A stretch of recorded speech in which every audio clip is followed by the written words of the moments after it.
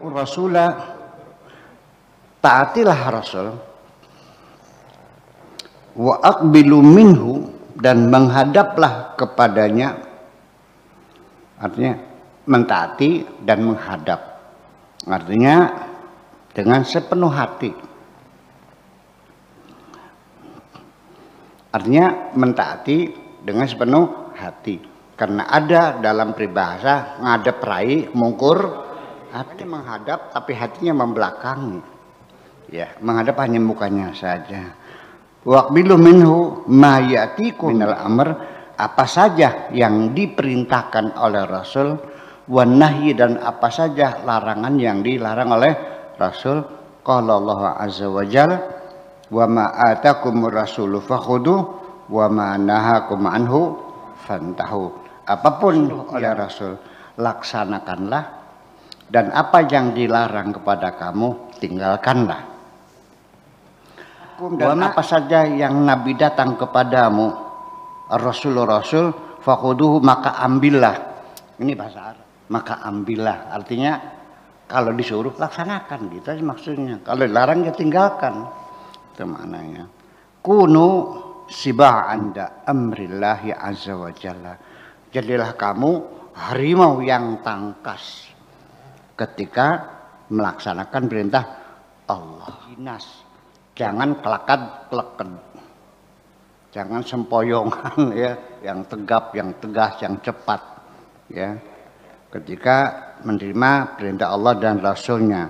Wa marda nahihima, dan jadilah kamu orang yang payah karena sakit ketika menerima larangan Rasulnya Allah, dan artinya tidak punya semangat untuk melanggar larangan Allah dan Rasulnya. Itu maksudnya, jadi melaksanakan perintah harus penuh dengan semangat. Kalau meninggalkan ya harus seperti orang sedang sakit payah. Iya, jadi terengginas dan cepat begitu. Ya, ini terutama di dalam sholat ya, itu dapat penekanan seperti itu. Bahkan wa idza qamu ila sholati qamu kusala. Orang-orang munafik, hatinya yang munafik itu kalau mau sholat tuh malas. Saya mau nanya, kamu kalau sholat malas enggak? Berarti di dalam dirimu ada kemunafikan juga dong. Iya, itu. Nah, akhirnya semangat melaksanakan sholat itu diimplementasikan dengan as-sholat fi awali waktiha. Artinya deng beduk Allahu Akbar, air wudu langsung Allahu Akbar. Itu yang namanya terengginas, diimplementasikan seperti itu.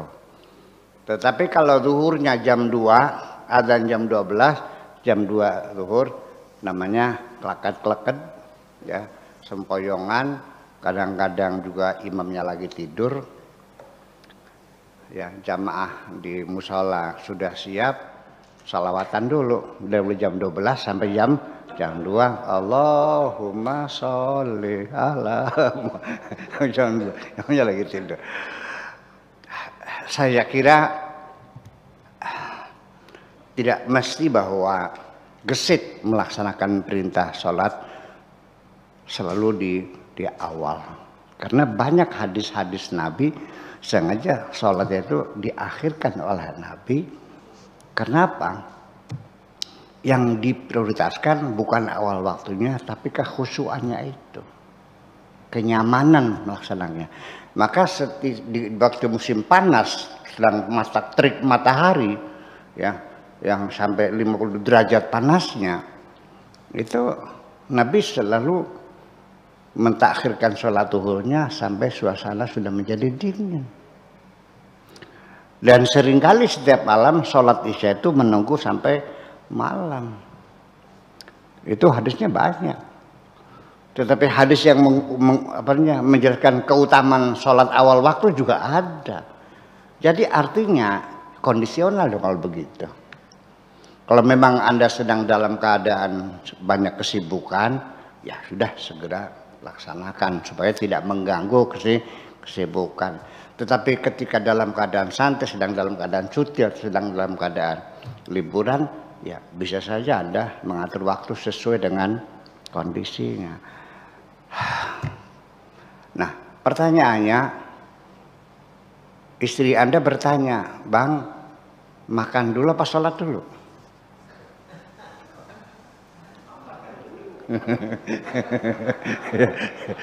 Kalau Anda mengutamakan sholat, Anda sholat dulu. Tapi kalau Anda mengutamakan makan, ya makan dulu. Tetapi akibatnya akan berbeda. Kalau sholat dulu, nanti khusyuknya yang makannya yang khusyuk. Kalau makan dulu, sholatnya khusyuk. Jadi makan dulu, sholat dulu. Makan dulu biasanya khusyuk. Saya orang sholat dan makan lapar juga nggak nyaman. Makanya ketika pulang dari sawah, jangan langsung masih banyak tanah, langsung sholat.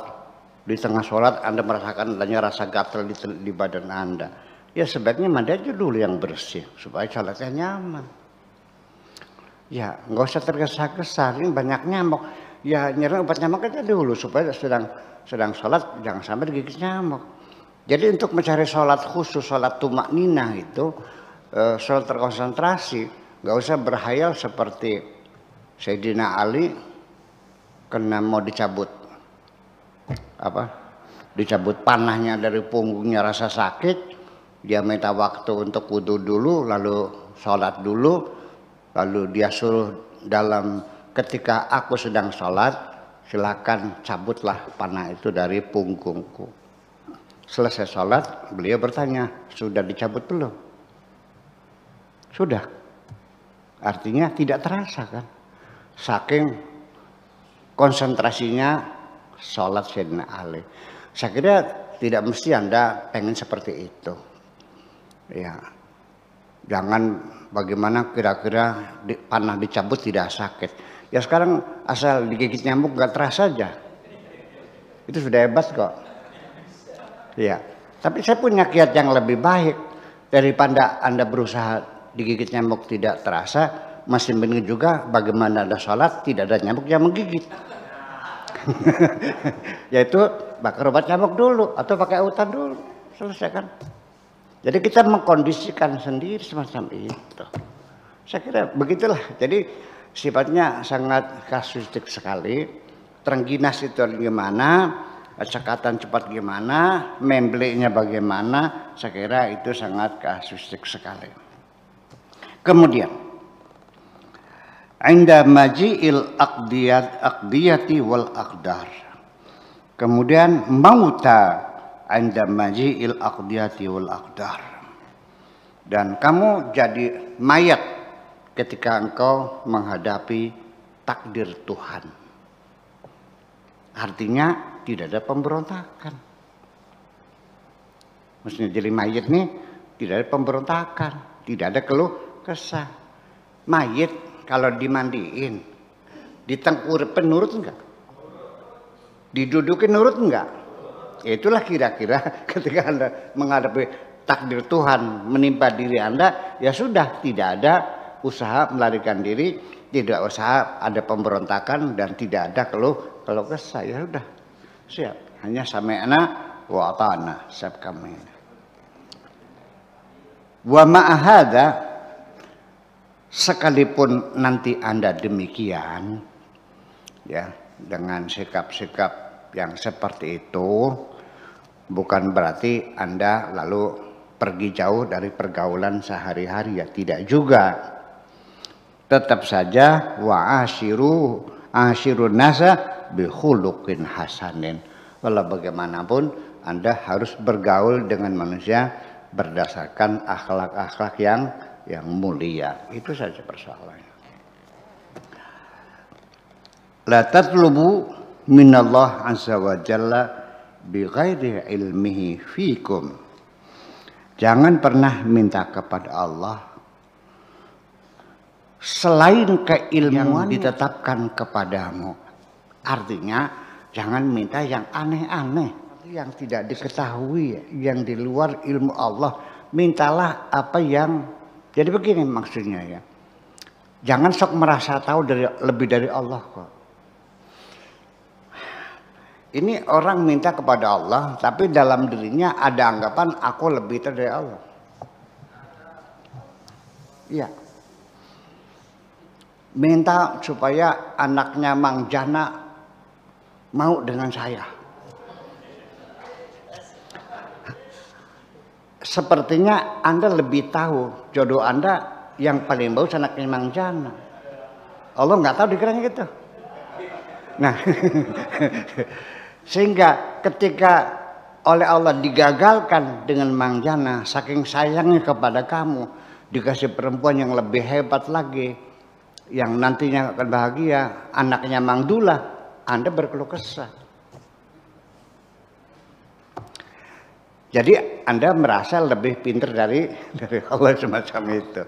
Jangan ngajarin Allah maksudnya begitu aja. Bahkan sampai kepada bagaimana caranya Allah menjawab pertanyaanmu, serahkan kepada Allah bagaimanapun caranya Allah, bagaimana prosedurnya, bagaimana prosesnya, nggak usah ngatur Allah. Yang penting aku hari ini ingin makan, selesai. Apakah ada tangga ngirimi, apa nemu duit di jalan, apakah terserah Allah. Ini seringkali orang minta sesuatu kepada Allah, tapi langsung dengan protokolnya, dengan aturan-aturan protokolernya. Niatnya naik haji, tapi Allah suruh menjadikan sawahnya supaya jangan sampai gagal. Kemudian nyuruh Allah suruh nagih utang sama orang pada bayar. Nyuruh anaknya di Taiwan supaya kirim duit. Untuk apa? Untuk bisa naik haji. Ya Allah, mudah-mudahan sawah saya hari tahun ini jangan sampai gagal, panennya yang bagus. Mudah-mudahan rumah kontrakan di Jakarta ada yang kontrak. Mudah-mudahan sipulan yang punya utang pada bayar. Mudah-mudahan anak saya di Taiwan kirim duit. Malaikat nanya, lu minta banyak-banyak buat apa? Buat naik haji. Jadi Allah disuruh untuk itu semua supaya dia bisa naik haji. Ini banyak sekali orang seperti itu. Ya tinggal bilang aja langsung, ya Allah saya mau naik haji. Bagaimana caranya terserah engkau. Sekarang semua nanya. Pak Tato pulang ke rumah. Perutnya lapar nih. Mah, bapaknya mah atau Neng? Ayo. Ibu, Bu, ambil piring Bu. Sendok Bu, datang lagi. Garpu, pisau, cobet, bolak. Istrinya nanya, minta apa sih? Pengen makan, dia bilang aja makan, kok sebanget sih. Istrimu saja diperlakukan semacam itu marah. Nah setiap hari Anda ketika meminta Tuhanmu seperti itu. Iya kan? Jadi ternyata seul adab sama Allah nih sehari-hari seperti itu. Pantas dong anak ngebul kabeh. Kalau beledogan tuh maksudnya basah ya. Iya. Terus nanya lagi. Iya, ya itu jadi. Ya karena itu mah bukan berdoa, ngatur namanya itu. Iya. Ya jadi gimana? Ya seperti itu. Jadi kita tata krama berdoa ini kurang banyak dipahami ya. Tetapi prosedur di dunia orang bikin proposal kan ada prosedurnya, protokolnya. Ya kan? Ada akte notarisnya, ada yayasannya, ada susunan kepengurusannya, ada lampiran KTP-nya, ada dukungan bupatinya. Kan banyak begitu. Sama Allah ada nggak? Ya sama. Itulah persoalannya.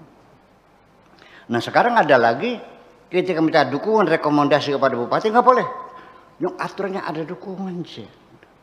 Dimintai dukungan dari bupati. Ya Bapak Presiden mengabulkan proposal kita. Ya kan begitu. Nah sekarang orang minta rekomendasi kepada Allah juga minta rekomendasi dari orang-orang yang dekat dengan Allah, bid'ah dan musyrik.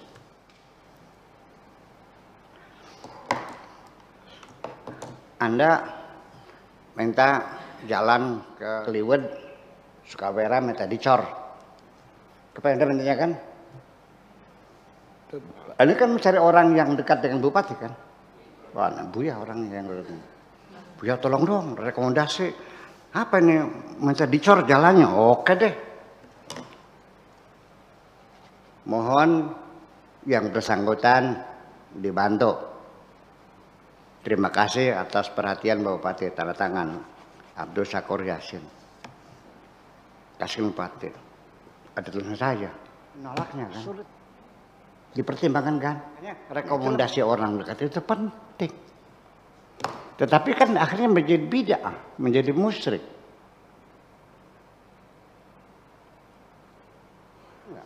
Betul. Tawasul kan musyrik kan? Udah nggak usah. Udah, ini asal jiplak langsung saja dekat. Ya udah, silakan. Saya tidak mau bertengkar kok. Kalau Anda yakin bisa langsung silakan. Allah dekat silakan. Ya Allah mah dekat, tapi kamunya jauh. Kalau Allah mah dengan semua makhluknya dekat semua. Dengan orang yang beriman dekat. Dengan orang yang tidak beriman dekat. Orang yang tidak percaya Tuhan dekat. Kenapa? Aqrabu minhu min hablil warid. Tuhan lebih dekat dari urusan di siapa saja, yang beriman, yang kafir, yang musyrik, semuanya dekat kok. Allahnya dekat, tapi kamunya jauh kan. Itu persoalannya. Jadi itulah teori semacam ini juga dalam perdebatan ya silakan saja. Kalau Anda yakin Anda sudah dekat dengan Tuhan ya mangga silakan langsung kan gitu. Kalau Anda merasanya banyak dosanya ya minta rekomendasi silakan. Kalau Pak Edi merasa dekat dengan bupati saja, kalau merasanya kurang dekat ya cari orang yang dekat kan begitu. Apa melalui partai, apa melalui ya kan orang keluarganya, istri dan sebagainya. Kan seperti itu persoalan. Itulah kira-kira.